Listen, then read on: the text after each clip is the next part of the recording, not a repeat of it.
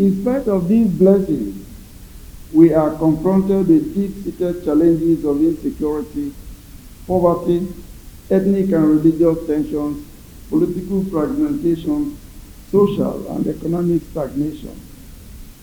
These challenges did not develop overnight, nor will they disappear until we resolve to take deliberate, collective, decisive action.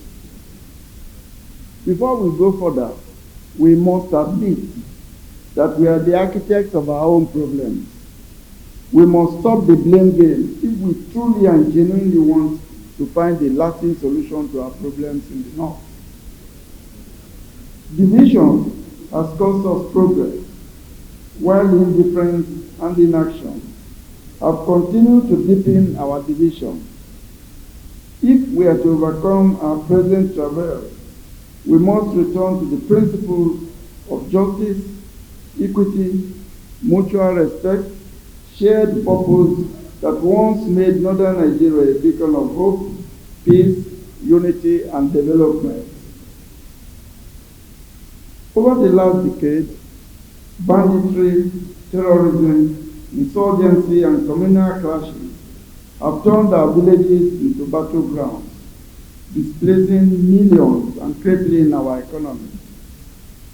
Despite its vast resources, the North remains the poorest region in the country, with alarming rates of illiteracy, unemployment, and poor infrastructure. Mistrust between and among ethnic groups and religious communities has been exploited by selfish and desperate interests, leading to violent conflict. Instead of uniting for common goals, our elites often prioritize personal and sectional interests over collective progress. The challenges facing Northern Nigeria are intricately interconnected. Insecurity scares away investors, which in turn deepens poverty.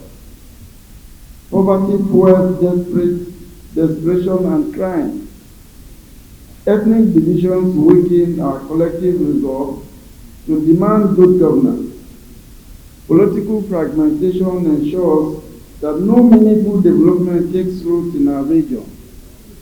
This is not the North that all of us here inherited. But there is a path that could lead to a better future for Northern Nigeria.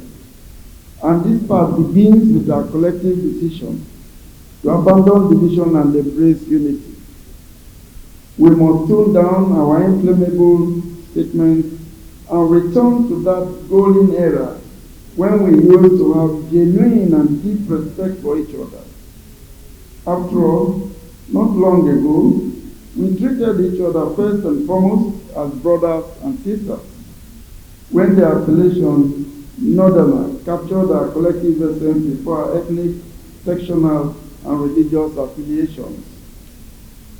Some of you in the audience here may still remember with nostalgia the old northern region under the leadership of Sir Ahmadu Bello, Sardana of Sokoto, when the North actually thrived because it was built on equity and justice.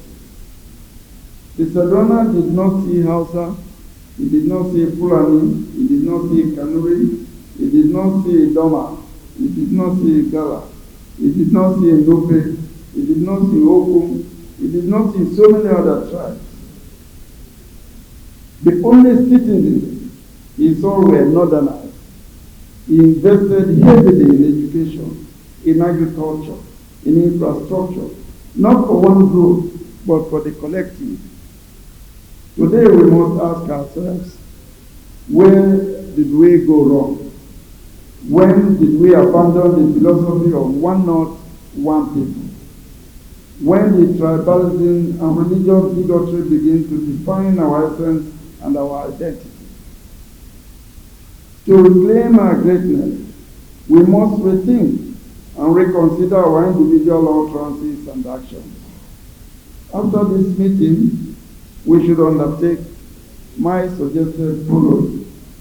As leaders and politicians or just as ordinary citizens, all of us must consider it our sacred duty to be bridge builders, not dividers in our rural communities.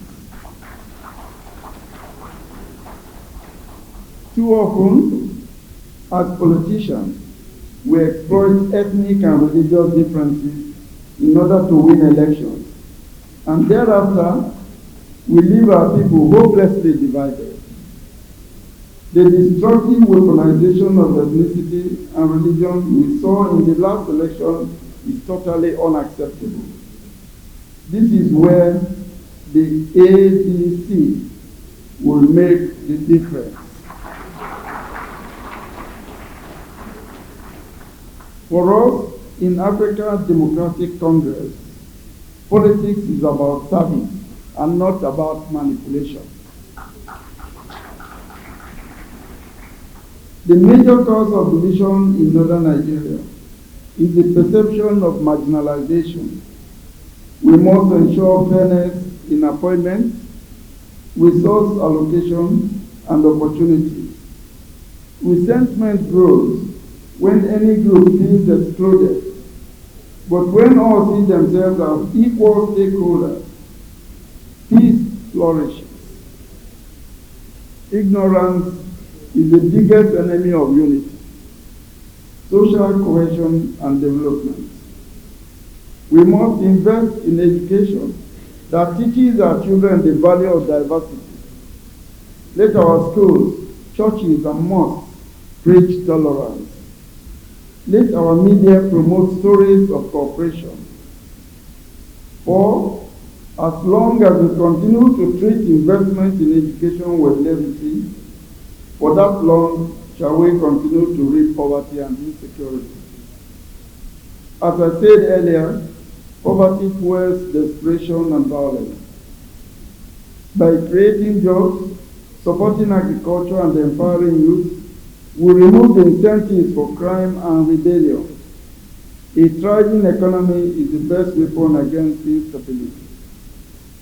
Our security challenges are self-inflicted. We cannot continue to expect solutions from elsewhere. Northern Nigeria used to be the safest part of this country. There were no armed robberies, kidnapping, cultism, or fraudsters, or what we call 419 today. But today, the story is different in the north. The native authority, the precursor of today's local government area, used to have an effective community policing infrastructure where villagers protect each other. We have to find a way to reorganize our people in their villages to return to these age-old, untested practices.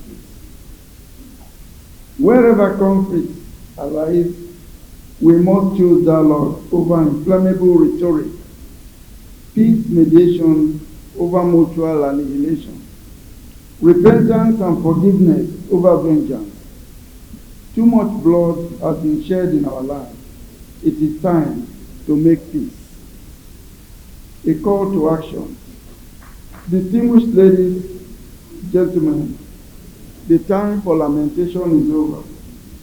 The North is bleeding profusely, and we are the only ones who can heal it. Let us commit today to reject hate speech and divisive politics.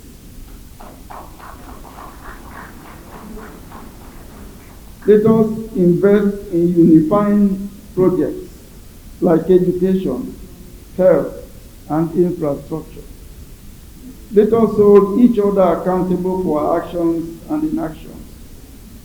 Let us shake hands across the divide and restore our bond of brotherhood. The last time you met here, the popular demand was, what is the vehicle to achieve northern unity? I tell you today that the vehicle to achieve northern unity, progress, and development is ABC.